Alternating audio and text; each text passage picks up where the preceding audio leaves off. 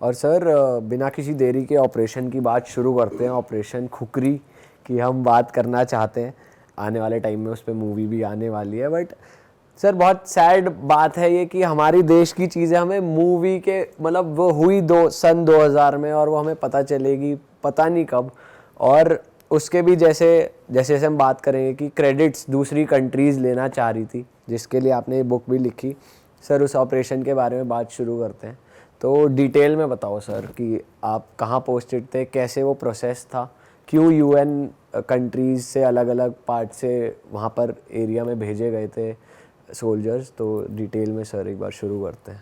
ये operation waste Africa में, जो पश्चिमी अफ्रीका के अंदर सिरालियोन एक कंट्री है, जो कि मेरे ख्याल से 10 साल तक सिविल वार में जूझने के बाद उसमें काफी कैजुअलिटीज और काफी मारकाट होने के बाद उस देश के प्रेसिडेंट यूएन को अप्रोच करते हैं कि शांति सेना को भेजा जाए।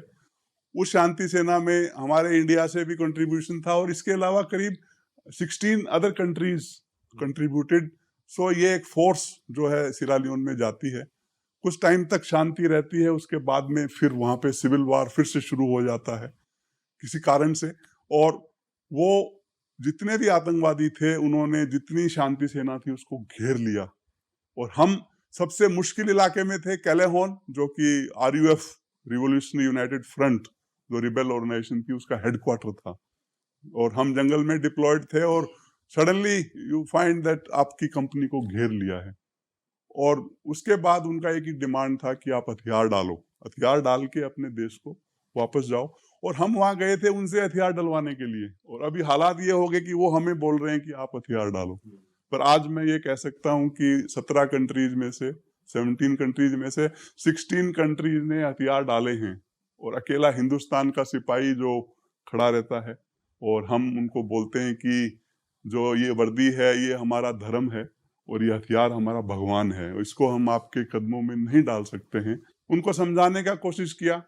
75 डेज बहुत लंबा टाइम होता है। 75 दिन तक हम बिना राशन, बिना खाना पानी के वहां पे रहे हैं। इसी दौरान जब राशन खत्म होता है तो मैं यहाँ तक भी बोलता हूँ कि घास की रोटियां भी हमने खाई, लेकिन देश की इज्जत और सबसे जरूरी था कि अपने नाम नमक निशान जो इंडियन आर्मी के लिए बहुत बड़ा होता है, हमने उस हालात में वहां पे सरवाइव किया है। और कोशिश की है कि शांति सेना में है तो शांति से ही कोई न कोई सोल्यूशन निकले। इसीलिए ये 75 डेज लग जाते हैं। आखिरी में जब ये मौका आ जाता है कि भाई मरना तो है, या तो भूख से मरना है या तो लड़के मरना है, तब हम सर पे सफेद कफन बांध करके और उन्हीं आतंकवादियों पे अटैक करके उनको मार करके वापस जंगल के रास्ते 70 किलोमीटर्स मेन फोर्स के साथ में लिंकअप करते हैं और फिर हिंदुस्तान में आते हैं। ये कहानी जो है कहीं न कहीं जो यूएन की हिस्ट्री में तो सबको मालूम थी, लेकिन हिंदुस्तान में नहीं मालूम थी।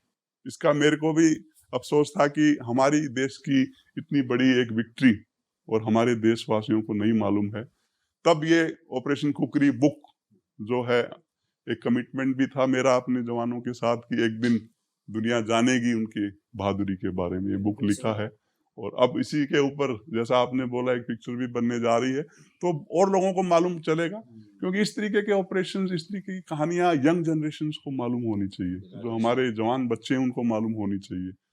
तो ये ऑपरेशन मैं आज कह सकता हूं कि वो ऑपरेशन था जो कि यूएन हिस्ट्री में सबसे ज्यादा सक्सेसफुल, और इतना सक्सेस ऑपरेशन में था कि ब्रिटिशर्स ने, जिनके 2 हेलीकॉप्टर्स इस ऑपरेशन में पार्टिसिपेट कर रहे थे, इस ऑपरेशन के ऊपर अपना स्टैंप लगा दिया था कि ये ब्रिटिश ऑपरेशन था। अच्छा। जबकि पूरा का पूरा इंडियन ऑपरेशन, इंडियन ट्रूप्स वहां पे फंसे हुए हैं और सिर्फ एक ब्रिटिश ऑफिसर था जो मिलिट्री ऑब्जर्वर, उसको निकालने के लिए 2 हेलीकॉप्टर्स वहां पर आए थे। ये बुक लिखने से हमने ये ऑपरेशन को वापस हिंदुस्तान लेकर के आए हैं, और अब कोई ये नहीं कह सकता कि ये इंडियन ऑपरेशन नहीं था। ये सर ऐसा इसलिए भी हुआ because British media was more active than Indian media at that time. Absolutely, because हमारे मीडिया का उस जमाने में, हम बात कर रहे हैं आज से 23 साल पहले, इतना रीच नहीं था। And BBC was very active. इस ऑपरेशन के बाद बीबीसी ने उसको टाइम एंड अगेन इस ऑपरेशन को दिखाया है और उन्होंने हाईलाइट किया है उस हेलीकॉप्टर्स का रोल। हेलीकॉप्टर सिर्फ मिलिट्री ऑब्जर्वर्स को निकालने आए थे, हम तो पैदल जो है लड़कर के पूरे जंगल से आए हैं और उन आतंकवादियों को मार के आए हैं। तो कहीं न कहीं जो एक्चुअल ऑपरेशन था उसको दबा करके और हेलीकॉप्टर्स के ऊपर फोकस बनाया गया, जो कि शायद अभी निकल करके इस बुक में आया है कि एक्चुअल ऑपरेशन क्या था। सर सर जब आप कमांडर होते हो, आपके पास 75 लोगों की टीम है और बीइंग अ कमांडर उनकी लाइफ की रिस्पॉन्सिबिलिटी आपके ऊपर होती है, तो आपके माइंड में एक बार भी नहीं आया कि यार हथियार डाल देते हैं, पीसफुली हम वहाँ से निकल जाते हैं, मैं अकेला, चलो मैं चाहे ना भी डालूं बट दूसरों की सेक के लिए मुझे डालना पड़ेगा, ऐसा माइंड में एक बार आया था डिसीजन? एंड ऑल्सो उस टाइम पे आपके साथ 233 सोल्जर्स थे, तो काफ़ी लोगों ने तो आई एम श्योर मना किया हुआ है, कुछ बोला होगा, but you have to take the action. तो उस टाइम क्या सिचुएशन थी, थोड़ा वो बताओ। एक्चुअली स्पीकिंग, जो हथियार डालने का डिसीजन मेरे ऊपर छोड़ दिया गया था। रेडियो सेट से ये मैसेज पास किया गया था कि जो आप डिसीजन लेना चाहते हैं, safety of your troops you must take. मतलब अगर मैं हथियार डालने का डिसीजन भी लेता तो इंडियन गवर्नमेंट या कहीं यूएन कोर्ट्स में कहीं भी ऑब्जेक्शन इसके बारे में नहीं था। पर कहीं ना कहीं दिल में ये जरूर था कि मैं कंपनी कमांडर हूँ और मेरे नीचे आज ये 233 या 233 जवान हैं, तो हथियार डाल के तुम वापस आ जाएंगे। लेकिन उसके बाद जवान ने यही बोलना है, कंपनी कमांडर ने हुक्म दिया, हमने हथियार डाला। पर मैं कंपनी कमांडर हूँ, मेरे जहन में ये बात कभी भी हजम नहीं हो रही थी कि हथियार डालूं एज ए कंपनी कमांडर। साथ ही एक ऊपर वाले पे भरोसा था कि निकलेंगे, ऐसा कुछ नहीं है कि कैजुअलिटीज होंगी। सब बोल रहे थे कि इवन इन ऑपरेशन जब होता है तो 30% कैजुअलिटीज की बात हो रही थी कि 30% कैजुअलिटीज होंगी, ये कैलकुलेशन और अनुमान लगाया जा रहा था। पर मेरे अंदर ये भरोसा था कि हम निकाल के लाएंगे या निकल के आएंगे और ऊपर वाले के ऊपर भरोसा था। तो हमने ये डिसीजन जो लिया था वो काफी मुश्किल डिसीजन था। जैसा आपने बोला, इतना आसान नहीं होता है। और ऑपरेशन के कुछ दिन पहले तो मैं बिल्कुल शांत हो गया था। मेरे ऑफिसर्स भी बोल रहे थे कि कंपनी कमांडर बिल्कुल चुप है, कुछ बोल नहीं रहा है, because I was going through lot of stress. क्योंकि इन जवानों की जवाबदारी जिम्मेदारी मेरे ऊपर थी, इनकी फैमिलीज की जवाबदारी जिम्मेदारी मेरे ऊपर थी।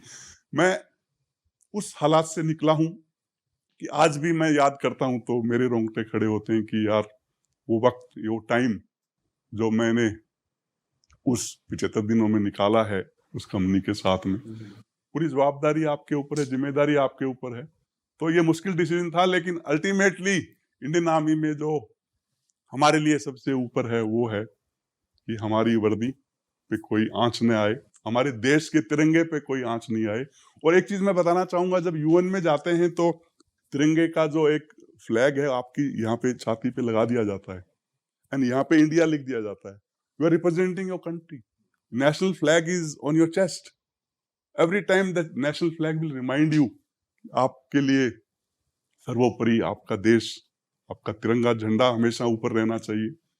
और अगर कुर्बानी हो जाती तो ऊपर वाले की मर्जी है, ठीक है, लेकिन हम सही सलामत आए हैं। एक हमारा हवलदार कृष्ण कुमार जो इस ऑपरेशन में शहीद हुआ है, बाकी सब जो है निकल के। सर इसको अगर आप डिटेल में बता सकते हो कि आपने ये रेस्क्यू प्लान कैसे, क्योंकि आपने ना खाना खाया ना कुछ, और इतना ज्यादा आपको टॉर्चर कर रहे थे वो लोग और ये सारी चीजें हो रही थी, आपको निकलना भी था, और इस मौके पे रेस्क्यू प्लान सोचना, कैसे आपको निकलना है, कैसे भागना है वहां से, थोड़ा उस बारे में बताओ कि आपने कैसे वो एग्जीक्यूट करा, कैसे आपके माइंड में आई चीजें, थोड़ा बताओ। एक्चुअली स्पीकिंग, वहां से निकलने के दो रास्ते थे और एक रास्ता था लाइबेरिया के थ्रू, वो शॉर्ट रास्ता था। जिस रास्ते से हम आए हैं वो सबसे लंबा रास्ता था पूरे आरयूएफ से लड़ करके आने का। जो अमूमन हम डिस्कशन कर रहे थे वो लाइबेरिया के रास्ते की बात हो रही थी कि वो वहां से करीब 15-16 किलोमीटर है, हम निकल जाएंगे तो ज्यादा आसान है। पर आप मानोगे नहीं कि ऑपरेशन के कुछ दिन पहले मेरा खुद का जो दिल और दिमाग ये बोल रहा था कि नहीं, हम जंगल के रास्ते जाएंगे। तो कहीं ना कहीं मेरे दिल और दिमाग में ये था कि जब आप 75 दिन तक घेर लिए गए हो, एक कंपनी कमांडर के दिल में और दिमाग में हमेशा ये रहता है कि मैंने अपनी कंपनी, जो भी मैंने सहन किया है, इसका बदला लूंगा। और वो बदले की भावना आ गई थी। दिमाग घूम जाता है। जब 75 दिन एक जंगल में आपको घेरा हुआ है, आपका दिमाग के अंदर फिर जो है क्या डिसीजन आएगा आपको खुद को भी नहीं पता होता है। तो मेरे ऑफिसर्स काफी सरप्राइज थे कि अभी कंपनी कमांडर ने डिसीजन लिया है कि हम 75 किलोमीटर जंगल के रास्ते पूरे आरयूएफ को ठोक के जाएंगे।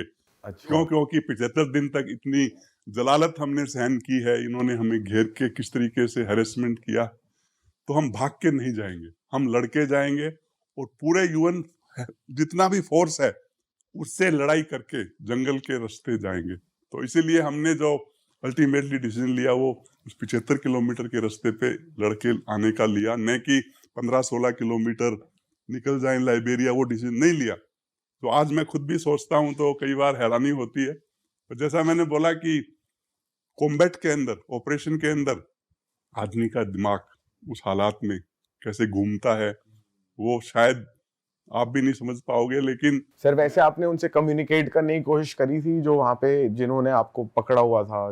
कम्युनिकेशन मेरा रेगुलरली था। ये एक अच्छी बात थी कि घेरने के बावजूद भी मैं फ्लैग मीटिंग के लिए बाहर जाता था।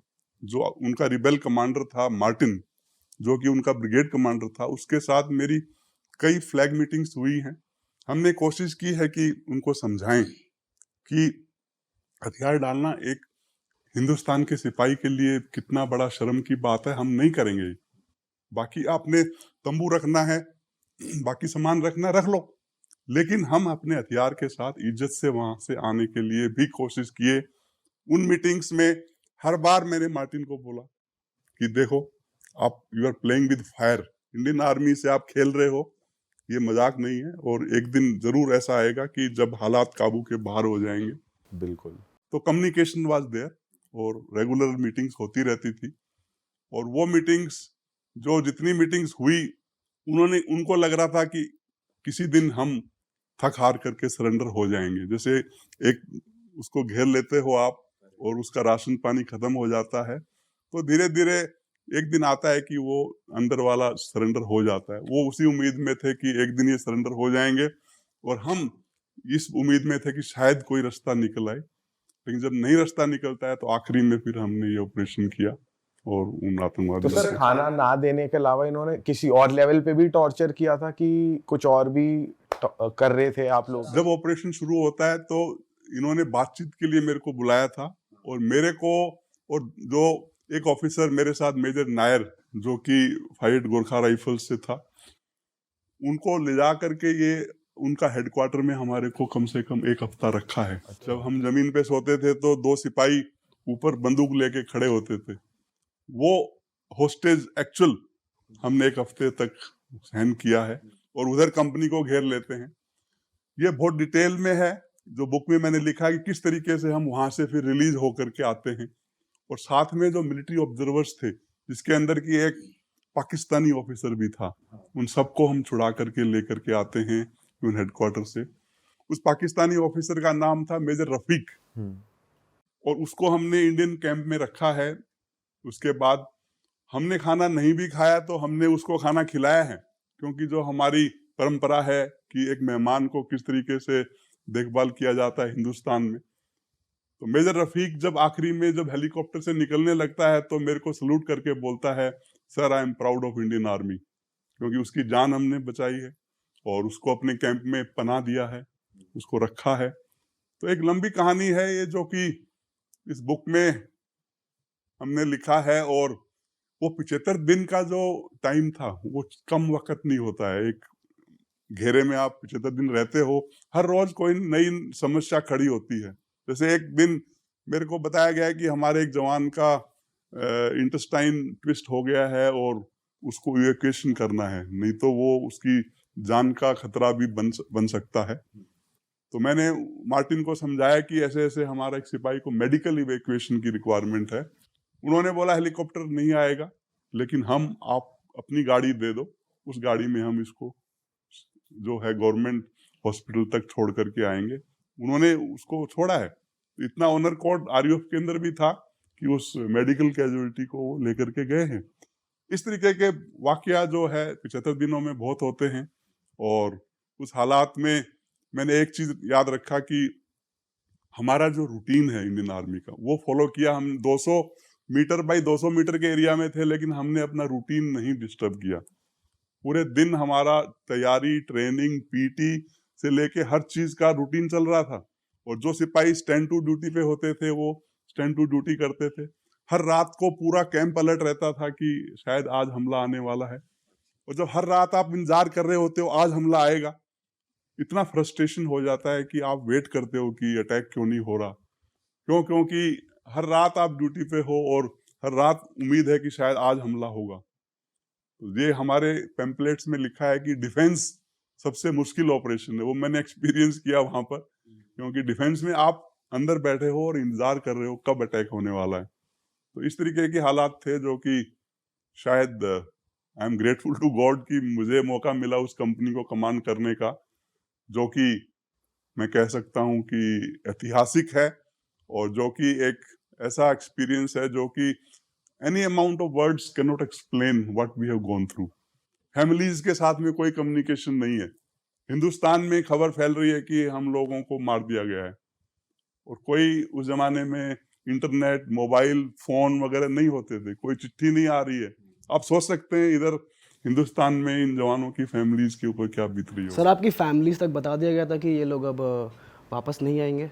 ऐसा क्लियरली नहीं बताया गया था, लेकिन कुछ अफवाहें फैल रही थी जो फैमिलीज के पास पहुंच रही थी कि उनको मार दिया गया है, शायद वो नहीं आएंगे।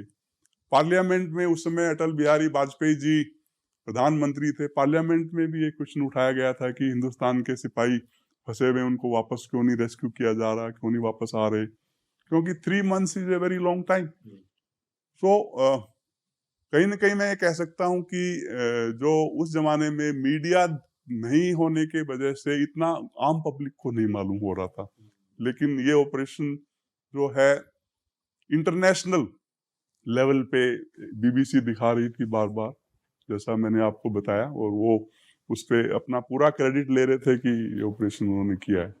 सर ऐसा कह सकते हैं कि उस टाइम पे गवर्नमेंट थोड़ी ढीली पड़ गई थी, जब पॉइंट ऑफ कांटेक्ट नहीं है, उनको पता है सोल्जर्स को बंदी बना दिया गया है, तो 75 दिन कैसे लग गए? और एक्चुअली मैं ये तो नहीं कह सकता कि गवर्नमेंट ढीली पड़ गई, क्योंकि वाजपेयी जी ने खुद लाइबेरिया के प्रेसिडेंट से बात की थी। चार्ल्स टेलर जो लाइबेरिया के प्रेसिडेंट था, वो भी पहले आतंकवादी रहे थे और बाद में प्रेसिडेंट बन गए थे। उनसे भी, क्योंकि लाइबेरिया की आरयूएफ वाले मानते थे, तो वहां तक भी कोशिश हुई थी कि किसी तरीके से इंडिया के जो फंसे हुए जो सिपाही उनको छोड़ा जाए। गवर्नमेंट अपनी कोशिश में थी और 3 लेवल के ऊपर कोशिश हो रही थी किसी तरीके से भी इस सॉल्यूशन पे पहुंचने के लिए कि ये जो सिरालियोन में पीस कीपर्स को पकड़ा हुआ उनको छोड़ दें। एक तो Indian government was talking to Liberian president, prime minister himself spoke to the Charles Taylor, president of Liberia. उसके अलावा यूएन हेडक्वार्टर न्यूयॉर्क के अंदर भी बातचीत हो रहा था कि किसी तरीके से भी इसको सॉल्यूशन किया जाए। और थर्ड, जो ग्राउंड लेवल पे जो हम बातचीत कर रहे थे आतंकवादियों के साथ में, सो ये सब होने के बाद भी एक मैसेज मेरे को रेडियो सेट पे मिला कि अगर आप ठीक समझते हैं हालात के हिसाब से, तो आप जो डिसीजन लेंगे उसके ऊपर हम सहमत हैं। अगर आप हथियार डाल के आने के लिए भी अगर सहमत होते हैं तो भी हमें एक्सेप्टेबल है। ऐसा रेडियो पे मैसेज मेरे को मिला था। लेकिन कहीं ना कहीं ये मेरे दिल में थी कि अगर एक बार हथियार डाल दिया तो ये जिंदगी भर के लिए एक जो धब्बा कलंक के साथ जीवन पूरा जीना। क्योंकि बाकी तो चलो कंपनी में जवान है, लेकिन कंपनी कमांडर के ऊपर पूरा जवाबदारी है। जो डिसीजन होता है आफ्टर ऑल कंपनी कमांडर ने डिसीजन लेना है। तो ये मेरे को कहीं न कहीं मेरे दिल में ये एक्सेप्टेबल नहीं था। और इसी माहौल के अंदर कितने दिन निकल गए मालूम नहीं गिरा। 75 डेज बहुत लंबा समय होता है। सर माइंड में गिल्ट नहीं आया कि यार मैं, मतलब मेरे पास पावर है, मैं एक उसके चक्कर में सबकी जान बचा सकता हूँ सेफली, कोई कैजुअलिटी नहीं होगी, और एक तरफ इतना बड़ा डिसीजन कि आपको पता ही नहीं कितनी कैजुअलिटी हो जाए और आप उस सेंटर पॉइंट पे खड़े हो, आप डिसीजन मेकर हो। तो सर मैं तो आपका मेंटल स्टेट जानना चाहूँगा, उस टाइम डिसीजन मेकिंग आपने ली कैसे, कि आर पार करूँ कैसे? बहुत मुश्किल था और मैं सो नहीं पा रहा था। और मतलब जैसे रात को हम ड्यूटी पे रहते थे, दिन में बाकी जवानों को रेस्ट देते थे, बाकी लोग भी रेस्ट करते थे, लेकिन मैं कभी भी इस चीज में बता रहा हूँ कि इतने दिन तक without any single minute sleep I have gone through with that stress level. तो दिमाग मतलब घूम जाता है आदमी का जब इस हालात में होता है, और कहीं न कहीं तार जुड़ जाते हैं ऊपर वाले के साथ कि जो वो करेगा ठीक है, लेकिन अपनी जो वर्दी का जो धर्म है उसको निभाना है और अपने देश की इज्जत जो है ऊपर है, तो उसी को लेकर के हम लगे रहे। सर इस चीज में होता है कि जो टीम मेंबर्स हैं जो आपके साथ थे उनका थोड़ा दिमाग घूम जाए, जैसे आप तो फिर भी थोड़े स्टेबल हो गए उस टाइम पे कि ठीक है मुझे ऐसे नहीं ऐसे करना है, बट टीम मेंबर्स तो होगा कि वो डर रहे होंगे, वो सोच रहे होंगे कि नहीं, तो वो आपको अपोज कर रहे थे उस टाइम पे? कोई ऐसा था जो आपको अपोज कर रहा था? एक्चुअली ओपनली तो नहीं हो रहा था, लेकिन मेरा सीनियर जेसीओ जो था सूबेदार फतेह, उसका फीडबैक था कि जैसे हम 233 थे, उसमें से करीब 10% लंगर में, हम आर्मी में बोलते हैं जो असली पल्स का मालूम चलता है, जो लंगर में जहाँ खाना खाते हैं वहां पे जवान क्या बातचीत करते हैं आपस में, तो ये फीडबैक था कि बीच में कुछ जवान ये भी बोल रहे हैं कि शायद जब सारी शांति सेना चली गई है हथियार डाल के, तो हम क्यों नहीं जा सकते, आफ्टर ऑल हम भी शांति सेना की ड्यूटी पे हैं। तो इस तरीके का था बातचीत, लेकिन मेजोरिटी, आज मैं ये बहुत गर्व के साथ बोलूंगा कि मेजोरिटी सिपाही जो सोल्जर्स थे उनका यही मानना था कि हथियार नहीं डालेंगे, और वो फैसला मतलब एक इज्जत का, एक रिस्पेक्ट का और एक हमारी वर्दी का फैसला था, जो शायद ज्यादातर लोग इसको मान्य कर रहे थे, लेकिन था बीच में कुछ। सर इसके बाद फिर आउटकम, जो जिस मिशन के लिए आप गए थे तो वहाँ पे फिर वो जगह सेफ हो गई थी? जब आप रेस्क्यू हो गया था, सारे वो मर गए थे वहाँ के टेररिस्ट, तो वहाँ पे जो सिचुएशन थी वो सही हो गई थी उस जगह पे? वेरी गुड क्वेश्चन, क्योंकि आरयूएफ जो रिवोल्यूशनरी यूनाइटेड फ्रंट को पहली बार उनके गढ़ में आकर के किसी ने हराया था, तो वो इंडियन ट्रूप्स थे, और इस ऑपरेशन के बाद वो दोबारा नेगोशिएशंस के लिए गवर्नमेंट के साथ तैयार हुए, और सिरा लियोन में उसके बाद में शांति की स्थापना हुई। आज भी ईमेल के जरिए काफी सिटीजन से मेरा कम्युनिकेशन होता है, तो वो इंडिया को धन्यवाद बोलते हैं कि उनके देश में शांति कायम होना, और सिरा लियोन में एक डेमोक्रेटिक प्रोसेस शुरू होना, इलेक्शंस होना, और उसके बाद से आज तक वो देश में शांति है। तो कहीं ना कहीं हम ये कहेंगे कि भी उस सक्सेस को हम शायद अगर एक्सप्लॉइट करते नेशनल लेवल पे, people to people trade, economy, so अच्छा रहता, क्योंकि आज भी वो देश हमारे देश का धन्यवाद बोलता है, और एक अफ्रीकन कंट्री अपनी आज़ादी हिंदुस्तान के नाम पे बोलते हैं कि इन्होंने हमारे लिए लड़ाई किया है, हमारे देश में शांति कायम करने के लिए। सर एक छतरी है जिसको आपके यूनिट में फ्रेम करवा के रखा गया है, मैं चाहता हूँ आप हमारी जनता को बताओ उस छतरी की स्टोरी, क्योंकि हमें तो वो पता है और वो बहुत इंस्पायरिंग है, तो आप अपने मुंह से बताओ उस दिन की बात। जब कोई ऑपरेशन शुरू होता है तो पहला कदम बहुत ही इम्पोर्टेंट होता है, उसके बाद तो बैटल हार्डन्ड हो जाते हैं सोल्जर्स, और एक बार निकल पड़े हैं तो मुझे कहीं न कहीं ये मालूम था कि शुरुआत में अगर कुछ ऐसा किया जाए कि हर सिपाही को उसका जोश और उसका जो बोलते हैं ना सीना एकदम ये हो जाए कि कुछ नहीं होने वाला है।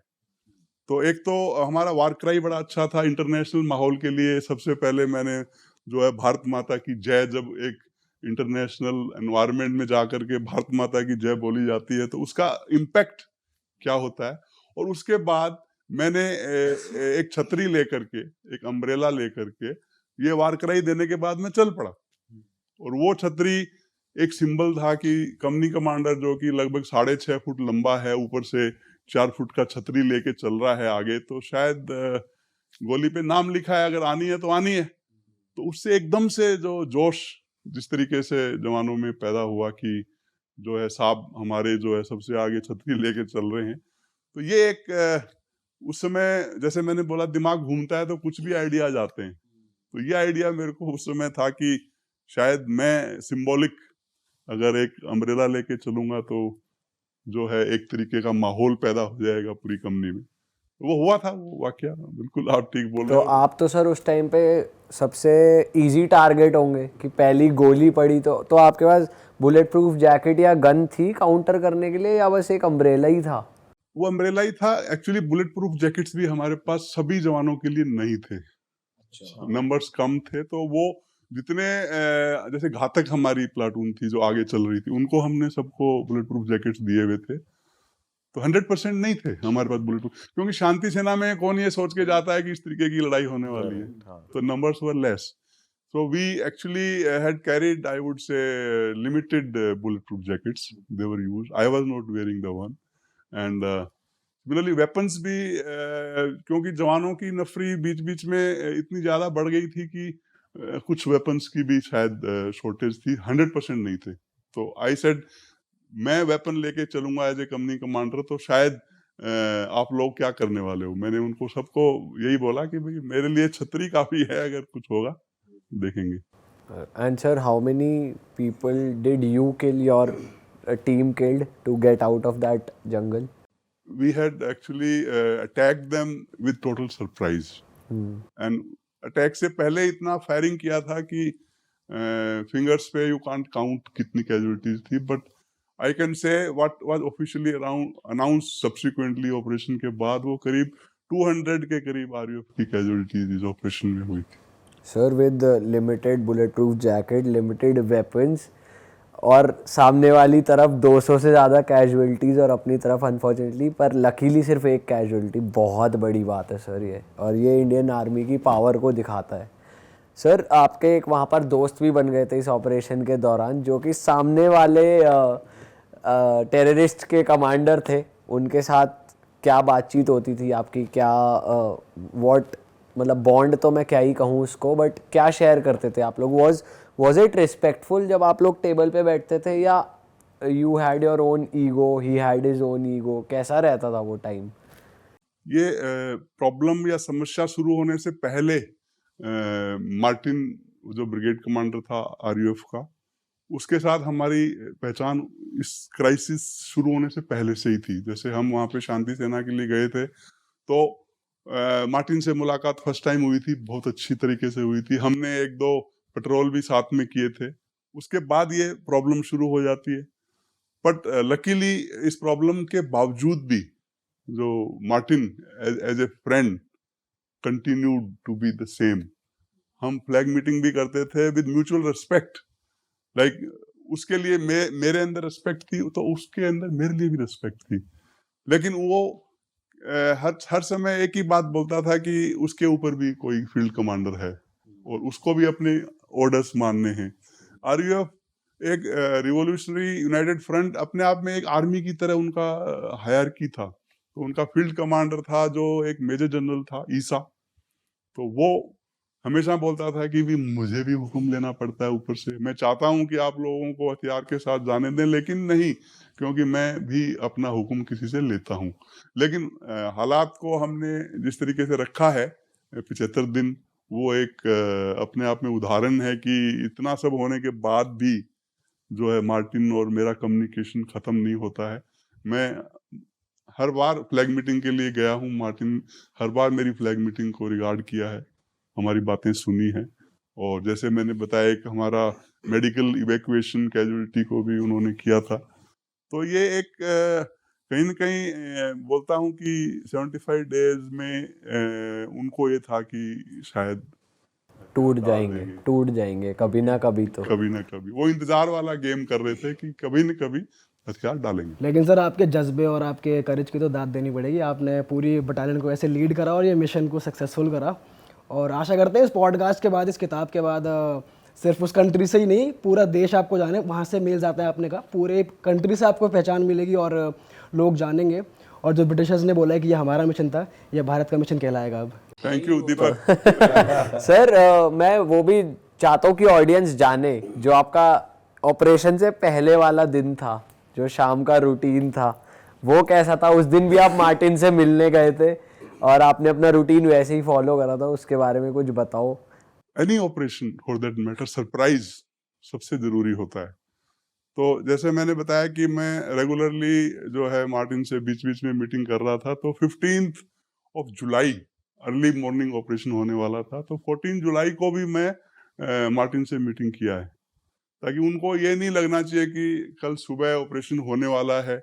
हमारा तैयारी चल रहा है अंदर, लेकिन शाम में मैं मार्टिन को मिला हूँ और बहुत अच्छे तरीके से मिले। And that day I think Martin was carrying a drink from Liberia, तो ही टेल्स मी कि major I have got a drink for you, so we shared a drink also that day.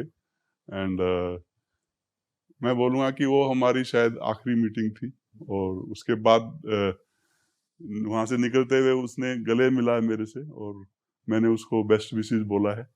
तो ये भी एक अपने आप में मैं बोलूँगा कि इंसिडेंट था जो कि कहीं न कहीं दिल में आज भी याद करता हूँ कि किस तरीके से एक माहौल को हमने सरप्राइज को कायम रखा। और मार्टिन को कभी भी ये सपने में भी नहीं था कि इतना बड़ा ऑपरेशन सुबह होने वाला है और शाम में उनका कमांडर मेरे साथ में ड्रिंक ले रहा है। सही बात है।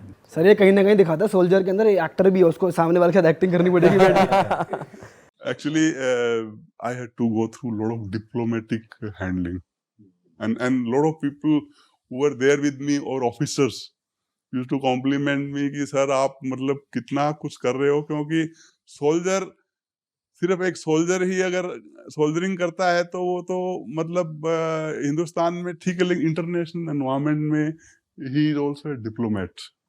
सो मेरे को इस सिचुएशन को बहुत डिप्लोमेसी से हैंडल करना था। जैसा मैंने बताया कि पहले दिन से लेके आखिरी दिन तक 75 डेज में मैं कहीं न कहीं अपने आप को आज देखता हूं तो मुझे लगता है कि I was more of a diplomat than a soldier in those 75 days. लेकिन जब फाइनल ऑपरेशन होता है तब फिर दोबारा वो एक सोल्जर वाला जो अपना बोलते हैं रूप धारण करके हम उन पे चार्ज किए थे, तो दोनों ड्यूटी बहुत बखूबी निभानी पड़ी इस ऑपरेशन में। जिम्मेदारी थी इतने जवानों की, और मैं उनको हर बार एक ही चीज बोलता था कि मैं सबको सही सलामत हिंदुस्तान लेकर के जाऊंगा। जितनी बार भी बात होती थी तो दिल से यही बात निकलती थी कि सही सलामत मैं आपको वापस हिंदुस्तान लेकर के जाऊंगा, ये मेरा आपसे वादा है। और मुझे खुशी है, हालांकि बहुत कैजुअलिटीज का अनुमान लगाया जा रहा था, बीच बीच में रेडियो सेट पे ये भी था कि कोई 30% कैजुअलिटीज की बात कर रहा है कि जितने सोल्जर्स है इसमें 30% कैजुअलिटी हो जाएंगे, यहाँ तक की बात हो रही थी। लेकिन हम बोलते हैं भगवान का धन्यवाद है जो सही सलामत सबको लेकर के वापस आए। सर मैं जानना चाहता हूँ, इस दौरान ये बोल दिया गया था इंडिया में कि सोल्जर्स शायद वापस ना आए, आपकी फैमिली तक भी बातें पहुँच गई थी, बट जब फाइनली आप वापस घर पहुँचे अपने हिंदुस्तान आकर, तो आपकी वाइफ का क्या रिएक्शन था, आपकी फैमिली मेम्बर्स ने कैसे मतलब मुझे वो बताओ थोड़ा, मेरे को जानना है। It was very emotional moment I can say, क्योंकि मेरे को याद है दिल्ली मेरी वाइफ और मेरे बच्चे आए हुए थे, और मेरी बेटी बहुत छोटी थी 4 साल की, बेटा करीब जो है 9 साल के करीब था। और एयरपोर्ट पे वो प्ले कार्ड पकड़े हुए थे, वेलकम होम पापा। And I think my wife, I could see from A distance tears roll down her eyes. मतलब ये बहुत मुश्किल है बयान करना, क्योंकि उस हालात से निकल के वापस आना और अपनी फैमिली को मिलना।